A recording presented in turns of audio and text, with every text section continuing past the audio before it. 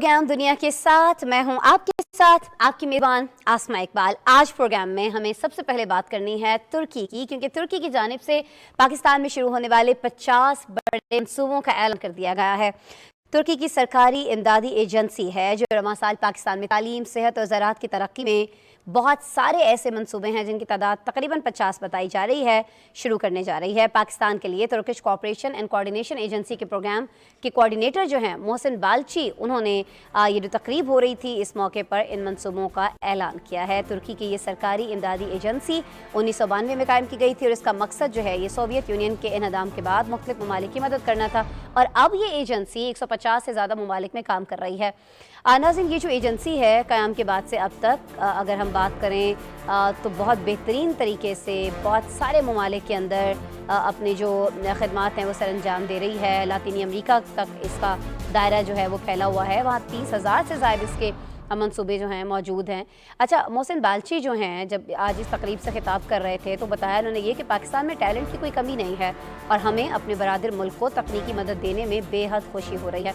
उन्होंने ये भी कहा कि पाकिस्तान उनके लिए कोई गैर मुल्क नहीं है। उस कौम ने हमेशा गैर मशरूत तौर पर हमारा उनका यानी कि तुर्की का साथ दिया है पाकिस्तानियों ने, और उन्होंने कहा कि हमारे दिल एक दूसरे के साथ धड़कते हैं।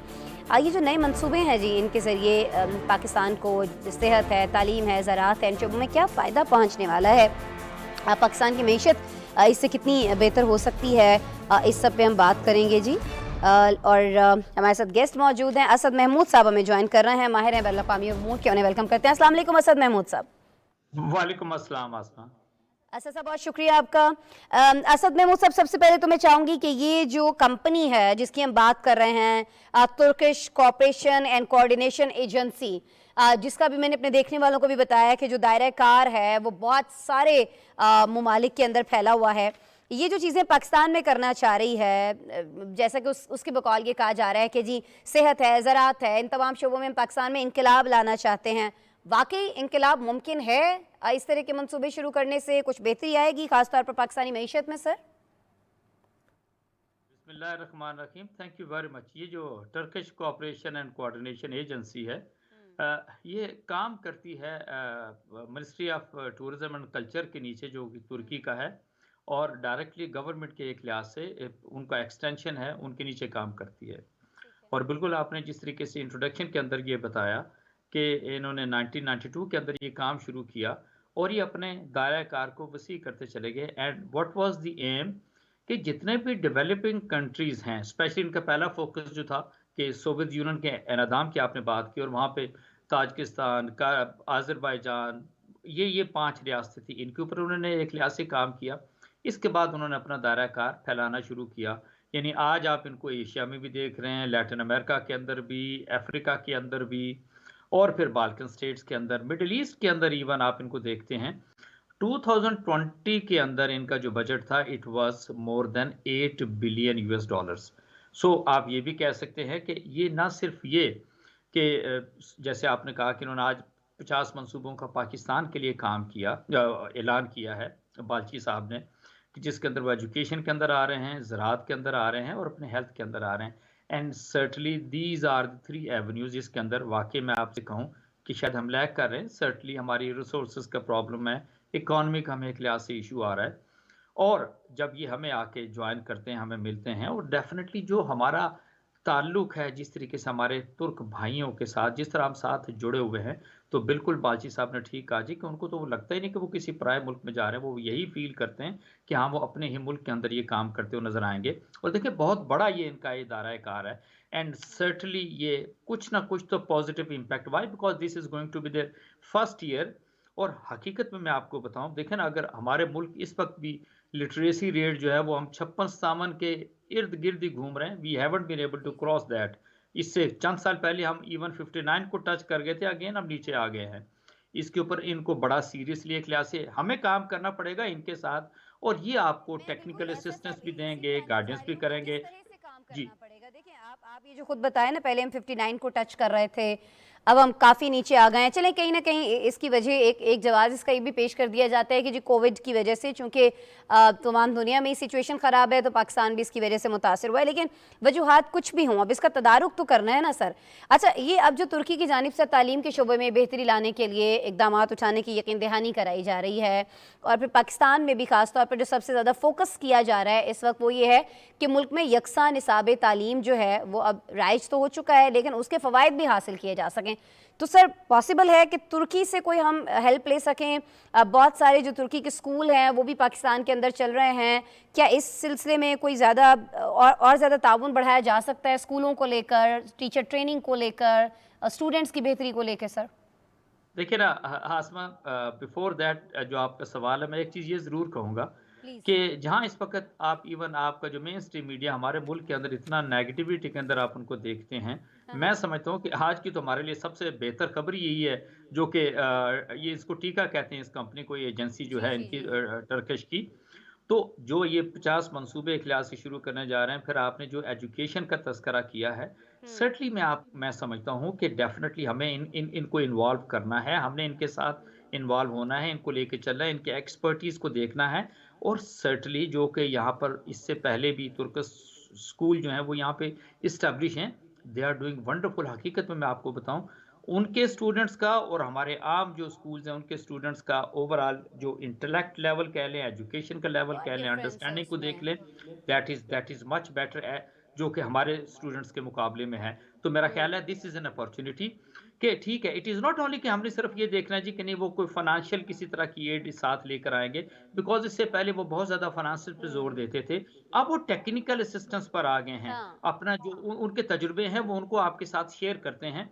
तो इससे बेहतर बात तो हो नहीं सकती कि हम उनको उस टेक्निकल असिस्टेंस से मैं समझता हूँ कि फ़ायदा उठाएँ। उनके पीएचडीज़ कैसे चल रहे हैं, उनके एमफिल किस तरीके से हैं, और हमारी जो हायर एजुकेशन है उसको हम कैसे बेहतर कर सकते हैं। मेरा ख्याल है हमें बहुत मिलके उनके साथ काम करने की ज़रूरत है, and this opportunity must be availed into its best possible way.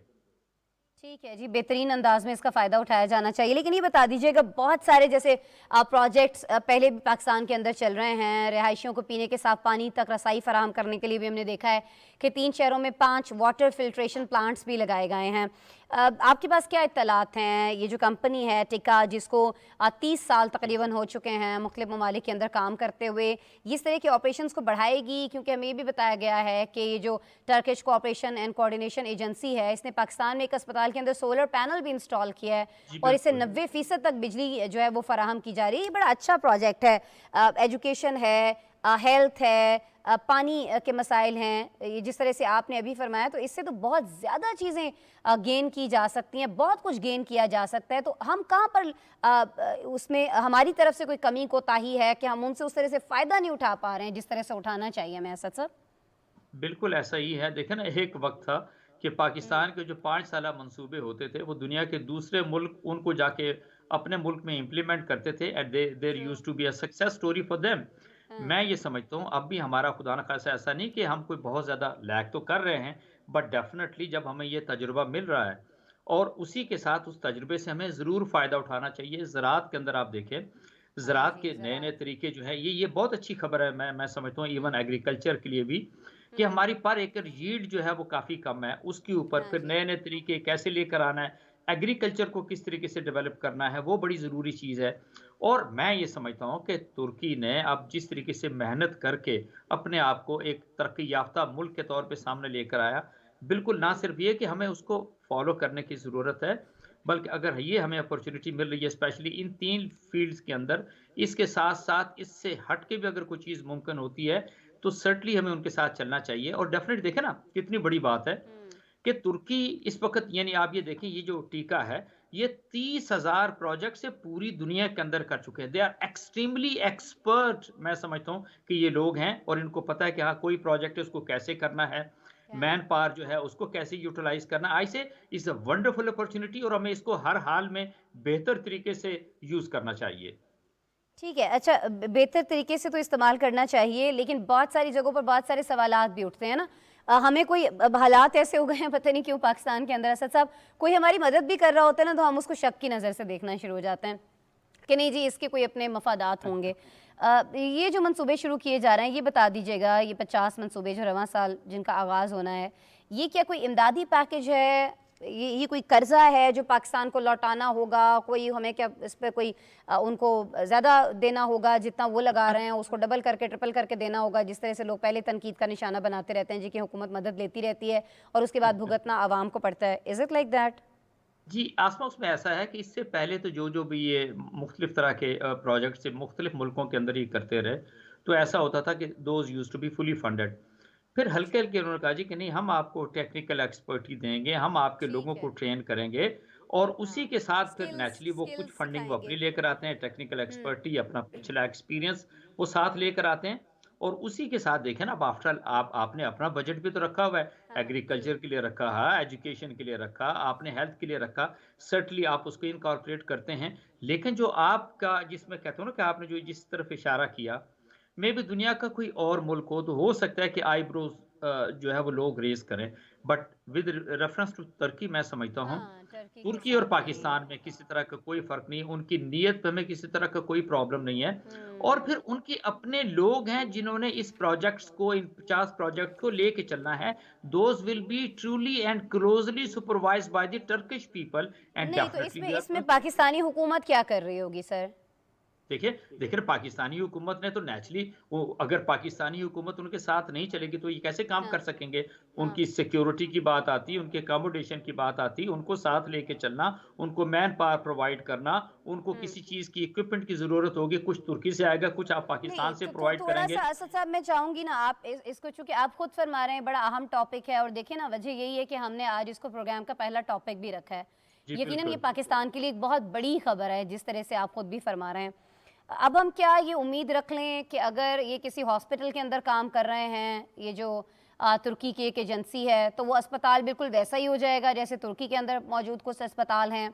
या अगर ये किसी स्कूल के अंदर काम कर रहे हैं, ताउन कर रहे हैं, फ़र्ज़ करें इनको कुछ सरकारी स्कूल दे दिए जाते हैं कि जी ये स्कूल हैं, आप इनके अंदर हमारी मदद कर दें, तो क्या वो स्कूल वैसे ही हो जाएँगे जैसे तुर्की के कुछ स्कूल हैं? मैं बस ये जानना अ चाह रही हूँ कि क्या फ़ायदा हमें होने वाला है सर इससे?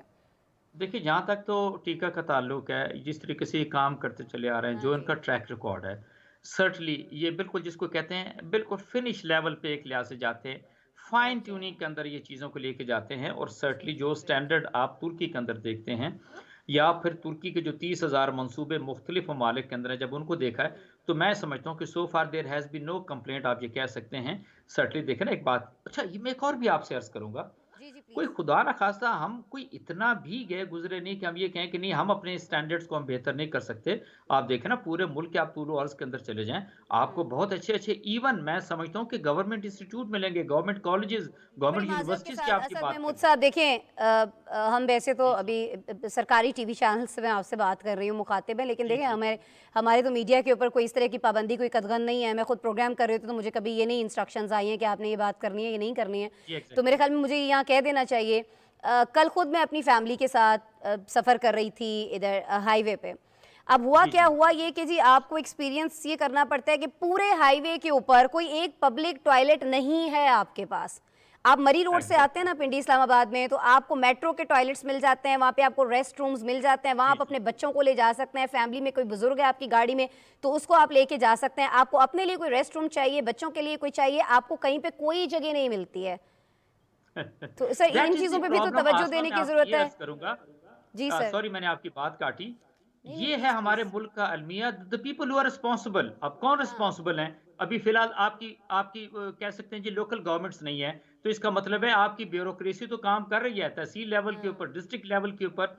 It is their folly and yes I agree with you 100%, it is their responsibility. Is very unfortunately कि वो जो हमारी, आई वुड से कि जो हमारी ब्यूरोक्रेसी होती थी, हमारी जो डिस्ट्रिक्ट और स्पेशली तहसील और डिवीजन लेवल पे जिस तरीके जी, से जी। इससे पहले कई दहाइयाँ पहले काम करते थे, अनफॉर्चुनेटली वो बड़ी डिग्रेडेशन एक लिहाज से आपकी अपनी एडमिनिस्ट्रेशन, हमारी एडमिनिस्ट्रेशन के अंदर आई है।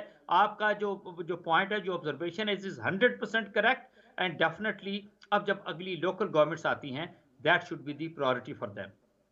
प्रायोरिटी होनी चाहिए, लेकिन ऐसा होता नहीं है ना असद महमूद साहब। ये हम तो वेट कर रहे होते हैं कि चलें जी, अगर तुर्की आ रहा है तो कोई इस तरह के हमारे मसाइल हल हो जाएंगे छोटे छोटे। अब हमारी ख्वाहिशें देख लें आप, जिसका हम सरकारी टीवी पे खड़े होकर इजहार कर रहे हैं, लेकिन क्या करें, ये रियलिटी है जिसका इजहार करना पड़ता है कभी कभी। बहरहाल जी, तुर्की आ रहा है और ये एक तुर्की की एक बड़ी कंपनी है जी, बड़ी एजेंसी है जो बहुत सारे ममालिक को बहुत सारी जगहों पर मदद दे चुकी है। उम्मीद है कि हमारे स्कूल हैं, सेहत है और दीगर जो शोबे उनमें भी, ज़राअत में खास तौर पर असद महमूद साहब जैसे आप फरमा रहे थे, हमें बहुत ज़्यादा मदद मिलेगी इंशाल्लाह, और हम फ़ायदा भी उठाएंगे इससे। बहुत शुक्रिया असद महमूद साहब जी, हमारे साथ मौजूद थे। तुर्की ये जो बड़े प्रोजेक्ट शुरू करने जा रहा है, 50 बड़े प्रोजेक्ट्स, इनके हवाले से हमसे बात कर रहे थे। बड़ी सारी उम्मीदें वाबस्ता हैं, लेट्स सी क्या होता है। अच्छे की उम्मीद रखनी चाहिए। जब तुर्की का जिक्र आता है तो फिर तो खुद ही एक पॉजिटिव जो ख्यालात हैं हमारे जहन के अंदर ना, पॉजिटिव वाइब्स ही आते हैं ना। हमें तो तुर्की को, ज़ाहिर है हमारा दोस्त मुल्क, ऐसा कैसे हो सकता है कि पाकिस्तान का भला नहीं चाहेगा।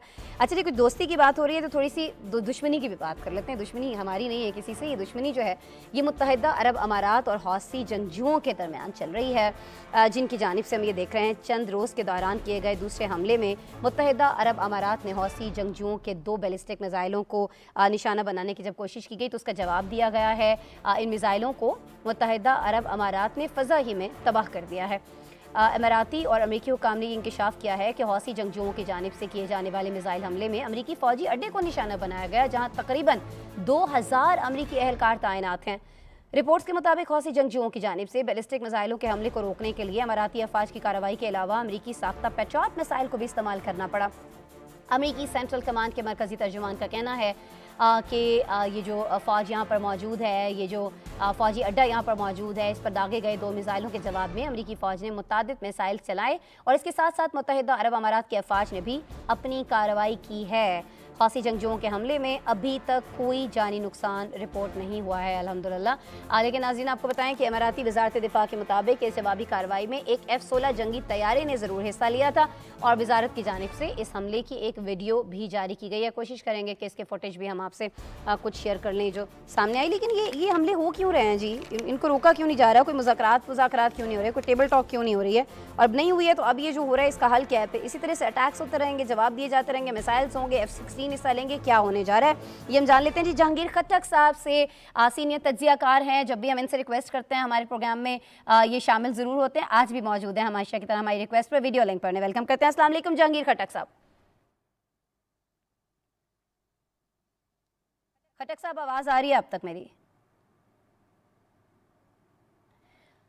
जी प्रोड्यूसर साहब ज़रा कोशिश करें हम इनसे बात कर लें जी। जहांगीर खट्टक साहब से बात हमें ये करनी है कि क्यों जी मुत्तहिदा अरब अमारात के ऊपर इस तरह से हौसी जंगजू जो हैं ये हमले करते चले जा रहे हैं, और क्यों इस तरह से खबरें ये सामने आ रही हैं कि हौसी जंगजुओं ने 2 बैलिस्टिक मिसाइल्स के साथ मुत्तहिदा अरब अमारात पर एक अमरीकी अड्डा जो वहाँ पर मौजूद है उसको निशाना बनाने की कोशिश की। और क्यों अमरीका ये कहता हुआ दिखाई दे रहा है कि जी हमने तो उनको इस हमले के अंदर नाकाम किया है लेकिन हम पर मज़ीद अटैक्स हो जाते हैं, और क्यों अब ये जो मुश्तरका कोशिशें हैं मुत्तहिदा अरब अमारात की जानिब से, अमेरिका की जानिब से, इस तरह जंग का जवाब जंग से देना पड़ रहा है। इनको रोकने के लिए जो मिसाइल है उनका इस्तेमाल किया जा रहा है इन हमलों को रोकने के लिए। ये सारी चीज़ें हम समझने की कोशिश करेंगे जी। जहांगीर खट्टक साहब हमारे साथ मौजूद होंगे, क्यों इनसे मुज़ाकरात जो हैं वो नहीं किए जा सके हैं, ये चीज़ हम जान लेते हैं। जहांगीर खट्टक साहब हमारे साथ मौजूद हैं। आई थिंक अस्सलाम वालेकुम जहांगीर साहब। जी, वालेकुम सलाम, बहुत-बहुत शुक्रिया, thank you for having me on your show. आपका शुक्रिया जहांगीर साहब, सॉरी पहले आप तक आवाज़ नहीं आ रही थी मेरी। अच्छा जहांगीर खट्टक जी, साहब, ज़रा जी, ये हमें फरमा दीजिएगा, इस तरह की चीज़ें हमने पहले तो कभी नहीं सुनी है। मुत्तहिदा अरब अमारात में आना जाना भी होता है, बड़ा एक पुरसकून सा जिसको कहा जाए कि मुल्क है, इलाका है, इसके शहर बड़े पुरसकून है। ये अचानक से क्या चीज़ शुरू हो गई है और फिर ये अब अमेरिका इसमें कहाँ से नमूदार हो गया? कुछ मेरे जैसे लोग जिनको जिनको इस बारे में कोई ज़्यादा इल्म नहीं है, मेरे नाज़रीन बताइएगा ना, हमें समझाइएगा ये क्या हो रहा है, क्यों हो रहा है? Why in UAE? देखिए देखिए ये एक बड़ा सवाल है लेकिन इसका जवाब शायद उस रीजन में काफ़ी लोगों को मालूम भी है, गरचे हाँ, यमन ज़्यादा खबरों में नहीं रहता। Yemen true. सिर्फ़ उस वक़्त खबरों में आता है जब वहाँ पर कोई जानी-माली नुकसान होता है या इस किस्म के वाक़यात होते हैं जहाँ पर के हुँ, यमन में मौजूद हूसी बागियों की तरफ से हमले होते हैं। जी, जी। हुआ ये है कि गुज़श्ता कुछ अरसे में यूनाइटेड अरब एमिरेट्स की जो फ़ौज है, उसने सेंट्रल यमन में उनका वो एक सूबा है, उसमें उन्होंने बहुत बड़ी फ़ौजी कामयाबियाँ हासिल की हैं। हुँ, हुँ। और हूसी बागियों के लिए तकरीबन ये नामुमकिन बना दिया है कि वो उस खित्ते पर कब्जा कर पाएँ। और जब यूनाइटेड अरब एमिरेट्स ने वहाँ पर कामयाबियाँ हासिल की, तो उसके जवाब में हूसी बागियों की तरफ से हमले शुरू हो गए। सऊदी अरब का तो बारे में तो हम सुन रहे थे, मुसलसल हमले हो रहे थे, मुसलसल बिल्कुल। लेकिन ये बात दुरुस्त है कि मुत्तहिदा अरब अमारात अभी तक निशाने पर नहीं था, लेकिन अब है। और वजह यही है कि जो जो तनाज़ा है वो बढ़ रहा है, उसमें मज़ीद वुसअत आ रही है। और ये जो ताज़ा तरीन हमले हुए हैं, उसमें एक जो बेस को निशाना बनाया गया, वहाँ पर तो अमरीकी, फ्रेंच और शायद बरतानवी अफ़वाज के लोग भी वहाँ मौजूद लोग भी थे। मौजूद थे। और अगर किसी को वहाँ पर नुकसान पहुँचता, हुँ, तो क्या इस इम्कान को रद्द किया जा सकता है कि ये मगरबी ममालिक ख़ुसूसन अमरीका जवाब ना देते? हाँ, इसी तरह इससे पहले हमने देखा कि सऊदी अरब पर एक हमला हुआ, वहाँ पर 3 शहरी जाँ बहक हुए। वो भी हूसी बागियों की तरफ से किया गया था और सऊदी अरब ने उसके जवाब में हमला किया, जिसमें 100 के करीब लोगों ने अपनी जान गँवाई। तो ये एक बहुत खूनी तनाज़ा है, जो मेरा ख़्याल है बिगड़ रहा है, ज़्यादा हो रहा है। और इसके जो डायनामिक्स हैं, अभी तक तो सिर्फ़ यमन की हद तक थे, या सऊदी अरब के जो उनकी जो ऐसी पट्टी जो कि जी, यमन जी। के साथ उसकी सरहद मिलती है, वो वहाँ खतरे पे में थे, लेकिन अब ये उससे आगे बढ़ रहा है मामला। अच्छा, आगे इसको बढ़ावा दे कौन रहा है? मैं बात कर रही हूँ हौसी जंगजुओं की, जिनके पास हम ये देख रहे हैं कि जी बैलिस्टिक मिसाइल्स भी हैं और दीगर ख़तरनाक हथियार भी मौजूद हैं। ये कहाँ से आ रहे हैं? देखें, कुछ चीज़ें कुछ हमारे पास भी हैं, नाज़रीन भी बहुत सारी चीज़ों से आगाह हैं, लेकिन मैं आपसे चाहूँगी कि जो लोग भी इनको सपोर्ट कर रहे हैं, अब अमेरिका उनके बारे में क्या सोच सकता है, क्या कर सकता है? इनफैक्ट ये मैं आपसे पूछना चाह रही हूँ। पर ये भी फरमा दीजिएगा कि क्या अब अमेरिका दहशतगर्द गिरोहों की फहरिस्त में दोबारा हौसी जंगजुओं को शामिल करेगा या नहीं करेगा? क्योंकि देखिए ना, सदर जो बाइडेन ने ही तो इनको हटाया था दहशतगर्दों की फहरिस्त से। अब अमेरिका खुद ही कह रहा है कि जी हमारे लोग वहाँ पर मौजूद थे। यूके का आपने जिक्र किया, कुछ और ममालिक के लोग वहाँ पर मौजूद थे। तो क्या अभी भी इस पर गौर नहीं होगा कि दहशतगर्द हैं जो इस तरह से अटैक्स कर रहे हैं? चलिए, बच गया ये वाला हमला पहली तो, बात लेकिन कुछ बड़ा नुकसान भी हो सकता था ना सर? बिल्कुल, पहली बात तो ये है कि बिल्कुल इस बात के हम इस इम्कान को रद्द नहीं कर सकते रद्द नहीं कर सकते। कि अमेरिका इनको दोबारा दहशतगर्दों की फ़हरिस्त में शामिल कर दे, क्योंकि अमेरिका ठीक की है। तरफ से इक़दामात तो लिए जाएँगे। हाँ, हाँ। जहाँ तक बात है कि आखिर हूसियों के पास इतना सोफिस्टिकेटेड असलहा आ कहाँ से रहा है? बहुत बड़ा सवाल है। बुनियादी तौर पर हूसी बागियों के पास 3 बड़े जो सोर्सेज़ हैं, जो याद किए जाते हैं, जो जिनके बारे में कहा जाता है हुँ, कि हुँ। यहाँ से इनको असलहा मिल रहा है। पहला तो वो है जो कि जब हूसी बागियों ने यमन के एक बहुत बड़े हिस्से पर कब्ज़ा कर लिया था जी। 2014 में, तो उस वक़्त जो साबिका हुकूमत थी अब्दुल्ला सालेह की, उनकी फ़ौज के पास जितना असलहा था, यानी उन्होंने जितना इलाका कब्ज़ा किया, वो सारा असलहा उनके पास आ गया, जिसमें बैलिस्टिक मिसाइल भी शामिल थे। हुँ, उसके बाद फिर क्या हुआ कि साबिका जो यमन की फ़ौज थी, उसके बहुत सारे फ़ौजी भी शामिल हो गए हूसी बागियों के साथ। तो उनके पास वो टेक्निकल नो हाउ था जिसके ज़रिए वो इनको चला सकें। तो एक ख़्याल ये है कि ये जो बैलिस्टिक मिसाइल या लॉन्ग रेंज मिसाइल जो है, जो इस्तेमाल हो रहे हैं, ये वही हैं जो कि शायद साबका इनके पास पड़े हुए थे। दूसरा, या देखिए, यमन तारीखी तौर पर असलहे की स्मगलरों की एक हब रहा है हमेशा से। हुँ, यहाँ हुँ, पर असलहे का एक स्मगलिंग का बहुत बड़ा कारोबार होता है। हुँ, बल्कि हुँ। इस खित्ते का जो असलहे का सबसे बड़ा स्मगलर है, जिसको फ़ारिस मना कहते हैं। फ़ारिस मना इस वक़्त हूती बागियों की कैबिनेट में एक वज़ीर है, जो असलहे का सबसे बड़ा स्मगलर है। तो लिहाज़ा उनके पास सोफिस्टिकेटेड वेपन्स या जो बहुत ज़्यादा जदीद असलहा है, उस तक उनकी रसाई मौजूद है। और तीसरा जो सबको मालूम है, जो कि ईरान पर मुसलसल ये इल्ज़ाम लगता रहा है, और ईरान इसको ज़्यादा डिनाई भी नहीं करता, बल्कि कई वाक़यात तो ऐसे हुए हैं जहाँ पर के ऐसा असलहा मिला है जो कि मेड इन ईरान था, या जो कि ईरान में बनने वाले असलहे से मुमासलत रखता था। तो इसलिए ईरान भी एक बहुत बड़ा सोर्स है। तो ये 3 बड़े सोर्सेज़ हैं, जिसकी वजह से हूतियों की जो फ़ौजी कुव्वत है, उसमें हमें कोई बढ़ती खातिर-ख़ाह चली जा कमी रही है। नज़र नहीं आ रही। हाँ, जी बल्कि हाँ, बढ़ती चली जा रही है। अच्छा, खटक साहब ये बिल्कुल। फरमा दीजिएगा, सऊदी इत्तेहाद की जब हम बात करते हैं, देखा हमने ये है कि वो तो 2015 से यमन में हौसी बागियों के खिलाफ लड़ रहा है ना, लेकिन हौसी बागी जो हैं वो ताकतवर होते चले जा रहे हैं, कोई ताकत उनकी कम नहीं हो रही है, शहरियों को अब निशाना बनाया जा रहा है। क्यों ऐसा है कि अरब इत्तेहाद नाकाम रहा है बज़ाहिर इन्हें शिकस्त देने में? ये तो आपने बता दिया कि कौन इनको जंग में उलझाए रखना चाहता है, कौन हेल्प कर रहा है, किस तरह से कर रहा है, लेकिन अभी बताइएगा कि जो अमेरिका इसमें अब कुछ कर पाएगा, क्योंकि चले अगर अरब इत्तेहाद से नहीं हो रहा है तो अमेरिका से हो पाएगा?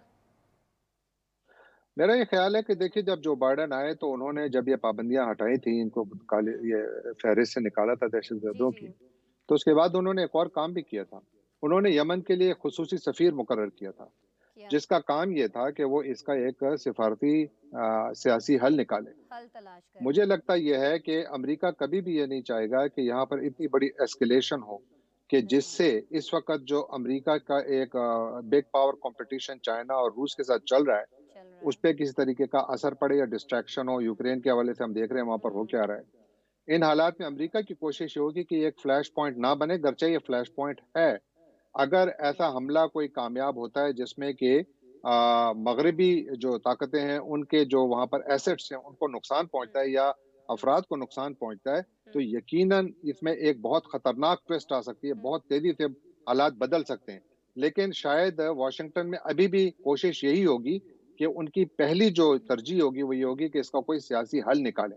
अब सवाल ये है कि सियासी हल निकलेगा कहाँ से? क्योंकि जो लाइन्स दोनों जानिब से ड्रॉ की गई हैं, यानी सऊदी अरब और यूनाइटेड अरब एमिरेट्स की जानिब से और हुज़ियों की तरफ से, उसका भी एक बहुत उसमें मसला है। लेकिन अगर मगरिब और ईरान के दरमियान ताल्लुकात में कुछ बेहतरी आती है, यानी जो एटमी मुआहदा है ये दोबारा रिवाइव हो जाता है, अमेरिका दोबारा शामिल हो जाता है, ईरान से सैंक्शंस उठती हैं, तो शायद इसका कुछ असर यमन पर भी पड़े, क्योंकि हूसी बागियों के ऊपर जो एक बहुत बड़ी बैकिंग उनको मिल रही है, शायद वो थोड़ी कम हो जाए, क्योंकि ईरान की स्टेक्स मुख्तलिफ हो जाएँगी। इन हालात में तो मुझे ताल्लुकात में कुछ बदलाव नज़र आता है। लेकिन अदर देन दैट मुझे इसका फ़ौरी हल ज़्यादा मुश्किल नज़र आ रहा है, क्योंकि इस ठीक है वक़्त जी, बहुत अगर बड़ा अगर एक वापस रिएक्शन उस आ रहा है। मुआहदे में चला जाता है ईरान दोबारा से अमेरिका के साथ, तो फिर तो आप समझते हैं कि इस पे कोई असर आ सकता है, वरना इस पे भी असर नहीं होगा और जो उनके मामलात हैं वो तो ख़राब है ही हैं, मुज़ाकरात भी होते रहते हैं लेकिन डेडलॉक तो हमेशा ही रहता है। बहरहाल बहुत शुक्रिया जहांगीर खट्टक साहब, सर आप हमारे साथ मौजूद थैंक थे, अपना तज्ज़िया शेयर कर रहे थे। जी, दुनिया में बहुत सारी जगहों पर में बहुत सारी चीज़ें जो हैं वो होती हुई दिखाई दे रही हैं, लेकिन एक चीज़ ऐसी हो रही है जिसे हम बिल्कुल इग्नोर नहीं कर सकते हैं। अमन बहुत ज़्यादा ज़रूरी है। अमन क्यों ज़रूरी है जी? अमन हमारी आइंदा आने वाली नस्लों के लिए ज़रूरी है, और हमारी आइंदा आने वाली नस्लों के लिए एक और चीज़ बहुत ज़्यादा ज़रूरी है, वो है जी उनकी एजुकेशन। लेकिन हो क्या रहा है कि दुनिया भर में गुज़श्ता 2 सालों से कोरोना की वबा की वजह से बच्चों की तालीम सबसे ज़्यादा मुतासर हुई है। अक़वाम मुत्तहिदा के जो इदारा है यूनिसेफ, उसने बच्चों की मेयारी तालीम तक रसाई के हवाले से कल नाज़रीन एक रिपोर्ट जारी की है, और इस रिपोर्ट में ख़दशा ये ज़ाहिर किया गया है कि 2030 तक तमाम बच्चों तक मयारी और मसावी तालीम पहुँचाने के मकसद में दुनिया नाकाम होती हुई दिखाई दे रही है। ज़रा इमेजिन करें, जो सबसे बड़ी प्रायोरिटी होनी चाहिए, हमारी आइंदा आने वाली नस्ल, हमारे बच्चे, हमारा मुस्तकबिल, उसको जो तालीम देनी है उसमें ही दुनिया जो है वो नाकाम दिखाई दे रही है। अच्छा, इस रिपोर्ट में ये भी कहा गया है कि कोविड-19 की वबा की वजह से स्कूलों की बंदिश ने दुनिया भर के बच्चों की तालीम को शदीद नुकसान पहुँचाया। वो तो बड़ी ऑब्वियस सी बात है, सभी को पता है। लेकिन जी बताया ये भी गया है कि 616 मिलियन से ज़्यादा तलबा हैं जो अभी भी या तो मुकम्मल तौर पर या जुज़वी तौर पर जो स्कूलों की बंदिश है उससे मुतासर हो रहे हैं। यूनिसेफ ने मजीद कहा कि बहुत से ममालिक में स्कूल बंद होने के बायस लाखों बच्चे बुनियादी स्किल्स भी नहीं सीख पा रहे हैं जी। और चलिए, स्किल्स नहीं सीख पा रहे हैं, किताबें नहीं पढ़ पा रहे हैं, लेकिन एक जो सबसे ज़्यादा मसला हो रहा है ना बच्चों के साथ, वो ये है कि उनकी ज़हनी सेहत जो है वो बहुत बुरी तरह से मुतासर हो रही है। लेकिन रिपोर्ट में ये भी वाज़ेह कर दिया गया है कि कोरोना से पहले भी यूनिसेफ के 2015 में मेयारी तालीम के असूल के लिए जो अहदाफ मुकर्रर किए गए थे, उन पर काम करने के लिए भी कई ममालिक ने कोई इक़दाम ही नहीं उठाए हैं। यानी जी रिपोर्ट आ जाती है, इस रिपोर्ट को शाया कर दिया जाता है, इस रिपोर्ट को देख लिया जाता है, थोड़े से इस पर प्रोग्राम्स कर लिए जाते हैं, कहीं ना कहीं इस पर बात हो जाती है, और जो अमली तौर पर होना चाहिए वो नहीं हो पा रहा है। क्यों नहीं हो पा रहा है ये हम जान लेते हैं डॉक्टर रज़ाउर रहमान साहब से, माहिर तालीम है, वीडियो लिंक पे हमें ज्वाइन करें, उनसे बात कर लेते हैं। अस्सलाम वालेकुम डॉक्टर रज़ा साहब। जी वालेकुम अस्सलाम आसमा इकबाल साहबा, बहुत शुक्रिया आपका। आपका शुक्रिया सर, आप हमारी रिक्वेस्ट पे वक्त निकाल रहे हैं। सर ये फरमा दीजिएगा, रिपोर्ट आ गई, हमने देख ली, बहुत सारे इदारों ने देख ली, माहिर तालीम ने देख ली, दुनिया के दीगर ममालिक ने देख ली, कंसर्न डिपार्टमेंट्स ने देख ली, वजारतों ने देख ली, समझ ली, कोई एक्शन नहीं हुआ। ना पहले हुआ जो 2015 में था, ना अभी जो 2030 तक की बात की जा रही है, इस पर कोई ऐसी संजीदगी दिखाई दे रही है दुनिया की जानिब से। क्यों सर?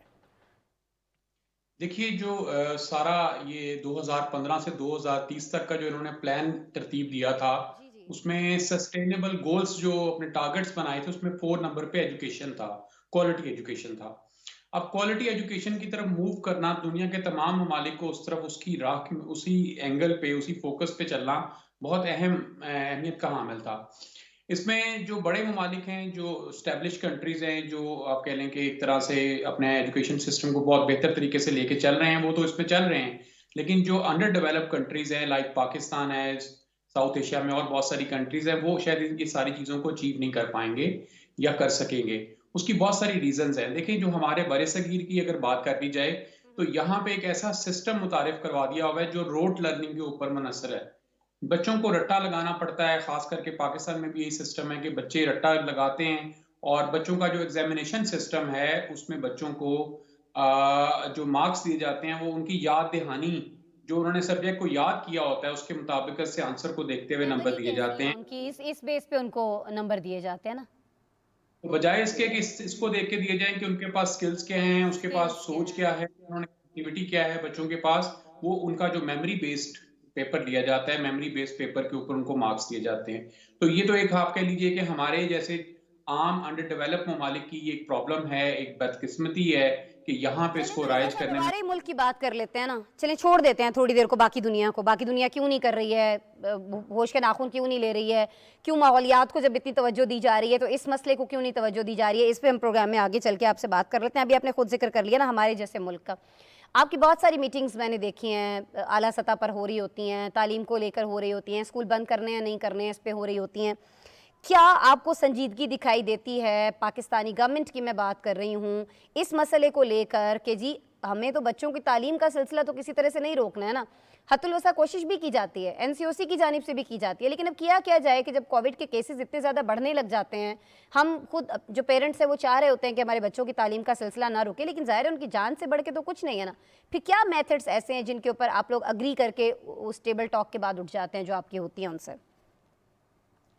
देखिए आसमा, जो जहाँ तक गवर्नमेंट की पॉलिसीज और गवर्नमेंट के कॉपरेशन की बात है, तो मैं जी यहाँ जी। पे इस बात को एक्नॉलेज करूंगा कि इमरान खान साहब की गवर्नमेंट, खास करके जो फेडरल गवर्नमेंट है, वो हमेशा कॉपरेट करती है। अच्छा। और अगर इनकी कॉपरेशन में कुछ चीज़ों को मैं यहाँ पे एलेबरेट करूँ, जिससे कि मैं समझता हूँ कि पाकिस्तानी एजुकेशन सिस्टम को आने वाले फ्यूचर में बहुत फायदा होगा, उसमें बेहतरीन। सिंगल नेशनल करिकुलम एक बहुत बड़ा पार्टिसिपेशन है। हाँ और हाँ। सिंगल नेशनल करिकुलम जिस तरह से डिजाइन किया गया है, जिस तरह से उसको कैलकुलेट किया करने की कोशिश की गई है बच्चों के अंदर, अगर हम उसका 30 या 40% एरिया भी बच्चों को दे देते हैं, या 30 टू 40% का कुछ पार्ट भी बच्चों को दे देते हैं, तो ये एक रेवोल्यूशन होगा बच्चों के एजुकेशन के अंदर, ये तालीम के अंदर एक रेवोल्यूशन होगा।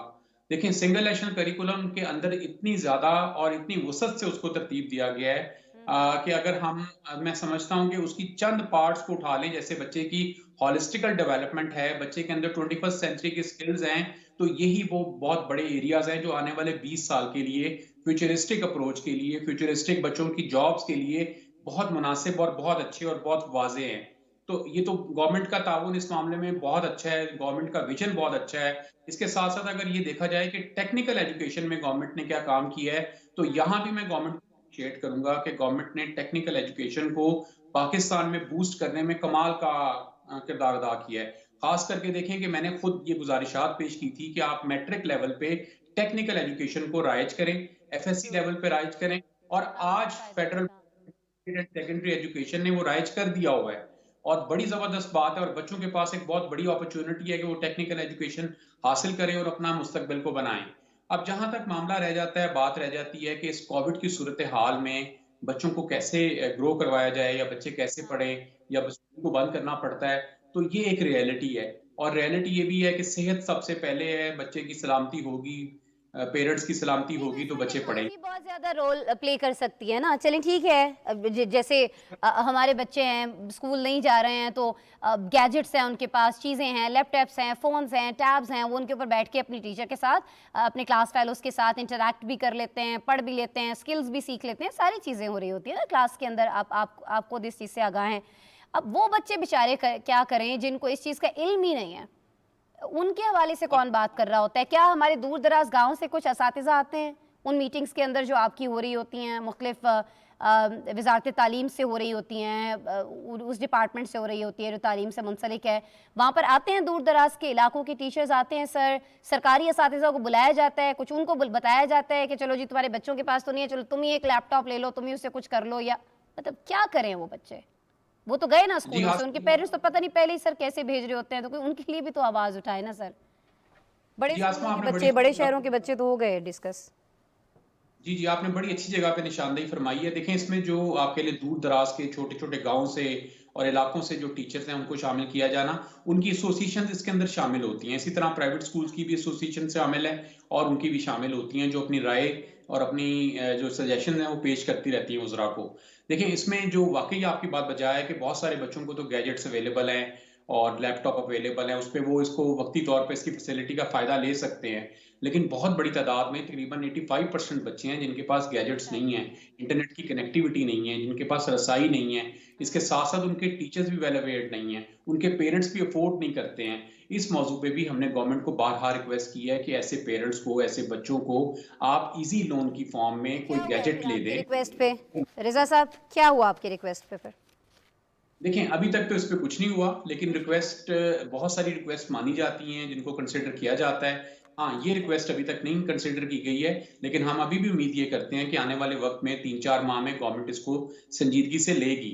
पीछे ये हुआ था, एक मैं आपको यहाँ पॉइंट कर दूं, पीछे आज से 1 साल पहले ये हुआ था जब हमारे फवाद चौधरी साहब साइंस एंड टेक्नोलॉजी के वजीर थे, तो इन्होंने पुराने लैपटॉप्स पे 240% ड्यूटी आयद कर दी थी उस मिनिस्ट्री ने। अब इस दफा के बजट में ये हुआ है कि वो ड्यूटी उठा ली गई है, खत्म कर दी गई है। तो ये एक अच्छी पेशरफ्त है कि पहले आप उस पर ड्यूटी अगर अप्लाई कर देते हैं और आपको बाद में एहसास होता है कि वो ड्यूटी अप्लाई नहीं करनी चाहिए थी, बच्चों के लिए मुनासिब नहीं है या बच्चों को वो चीज़ महंगी मिलेगी, तो आप उसको अगर दोबारा उसको इम्पोज कर देते हैं तो वो भी बच्चों के लिए एक बेहतरी है और इनकी तरफ से ये सपोर्ट है। इसके साथ साथ मैं यहाँ पे एक पॉइंट और जरूर कहना चाहूंगा गवर्नमेंट की तरफ से, जो बड़ा बेहतर रहा कि जो टेली स्कूल स्टार्ट किया गया, टेली स्कूल वाकई एक काम, बिल्कुल वो बहुत अच्छा काम था। बहुत अक्सर एरियाज में जहाँ पे इंटरनेट की फैसिलिटी नहीं है, तो एटलीस्ट टीवी की फैसिलिटी तो उन जगह पे होती है और बच्चों को उससे भरपूर फायदा हुआ है। अब इंटरनेशनली आ जाते हैं ना रिजा साहब, क्या हो रहा है इंटरनेशनली कोविड की वजह से जो तालीम को नुकसान पहुंचा है उसको लेके? आप तो अवेयर हैं बखूबी, आप तो जानते हैं क्या हो रहा है, कुछ हमें भी अपडेट करें ना। देखिए आसमा, जो इंटरनेशनली है ना, वो बच्चों को जो अफेक्ट हुआ है कोविड की वजह से वो सिर्फ 20% है। और अगर बच्चे पहले 100% के आउटपुट दे रहे थे और उनकी ब्रेन डेवलपमेंट में जो किरदार था, उनके माइंड की डेवलपमेंट का, उनकी ब्रेन की डेवलपमेंट का, वो अगर 100 था इंडेक्स, तो आज वो इंडेक्स 80 पे चला गया है, 75 पे चला गया है, इन बिटवीन कहीं लाया कर रहा है। तो पाकिस्तान में इसका देखना है कि असर क्या होगा। पाकिस्तान में जो बच्चे पहले 100% पे अपनी ब्रेन डेवलपमेंट कर रहे थे या 80% कर रहे थे, वो आज 20% पे आ गए हैं, वो 4 टाइम्स ज्यादा।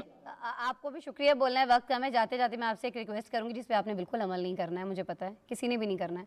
20% हो गई है ना हमारे बच्चों की एजुकेशन, या जो भी उनका 80% उनका नुकसान हो रहा है, तो 80% फ़ीस भी हमें माफ़ कर दें प्लीज़।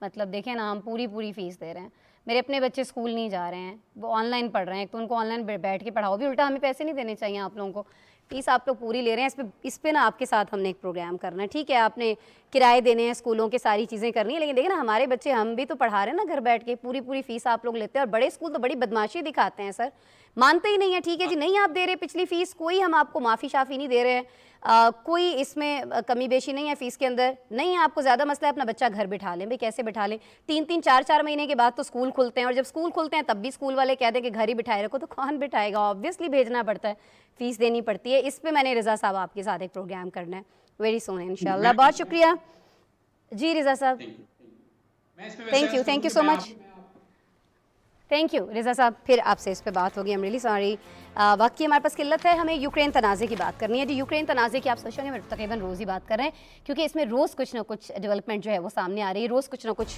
अपडेट जो है वो इसमें हो रही होती है। लेकिन जो अपडेट होनी चाहिए, जो हम तवक्को रखते हैं, जो बाकी अनपसंद इंसान जो हैं दुनिया में भी चाहते हैं, वो नहीं हो रहा है। ये जो कशीदगी है ये बढ़ती चली जा रही है। अब आपको बताएं कि अमेरिका ने रूस से जारी कशीदगी के बायस 8,500 अमेरिकी फ़ौजियों को हाई अलर्ट कर दिया है, और नेटो की जानिब से दरख्वास्त मिलने पर अमेरिकी फ़ौजियों को रैपिड रिएक्शन फोर्स के हिस्से के तौर पर तैनात किया जाएगा। नेटो की जानिब से मशरक़ी यूरोप में मज़ीद बहरी जहाज़ और लड़ाका तैयारी भेजने पर रूस की मजम्मत की गई है। लेकिन आपको बताएं कि बहरा रूम में मशक़ें शुरू कर दी गई हैं नेटो की जानिब से। यूक्रेन तनाज़े पर अमेरिका रूस में चल क्या रहा है, आगे क्या हो सकता है, ये सारी चीज़ें आज हमने एक रिपोर्ट में सुनाई हैं, आपको दिखाएंगे।